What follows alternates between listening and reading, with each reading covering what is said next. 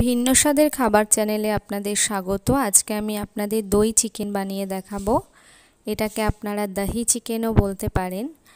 তাহলে চলুন বন্ধুরা দেখে নিই যে দই চিকেন বানাতে আমাদের কি কি উপকরণ লাগবে।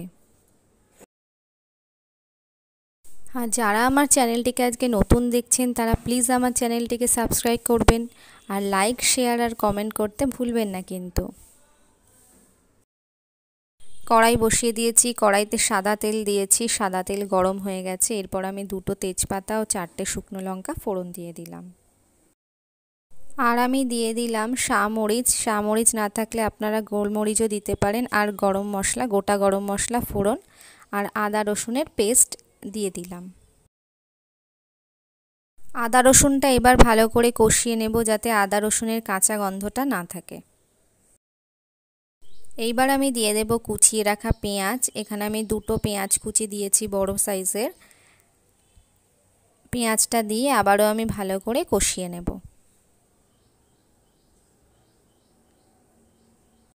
এইবার আমি দিয়ে দেব 4টে কাঁচা লঙ্কা, দিয়ে আবারও আমি কষাতে থাকব। এবার আমি দিয়ে দিলাম লাল লঙ্কার গুঁড়ো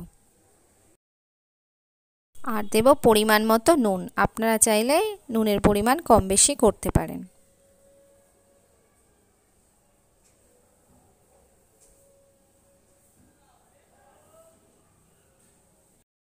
মশলা আমার কষানো হয়ে গেছে। এবার আমি এখানে চিকেনের পিসগুলো দিয়ে দেব।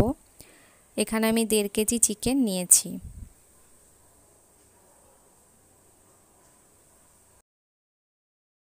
চিকেনের সাথে মশলাটা এবার আমি কষিয়ে নেব ভালো করে।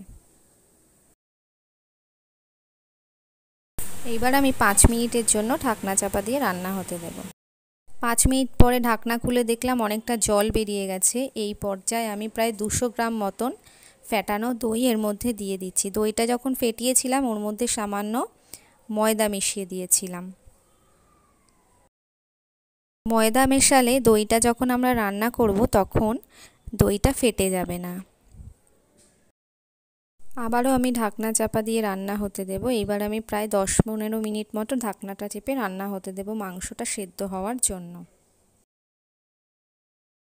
প্রায় 15-20 মিনিট পর ঢাকনা খুলে সামান্য চিনি দিয়ে দিলাম। চিনি দেওয়ার পর কিছুক্ষণ আমি ফুটিয়ে নিয়েছি। এরপর দেখুন বন্ধুরা মাংস সেদ্ধ হয়ে গেছে। আমার দাহি চিকেন একদম রেডি। এই পর্যায়ে আমি ওপর থেকে একটুখানি কাসুরি মেথি ছড়িয়ে দিচ্ছি আর দিয়ে দিলাম সামান্য মাখন। তাহলে দেখলেন তো কত তাড়াতাড়ি কত সুন্দরভাবে দাহি চিকেন তৈরি হয়ে গেল।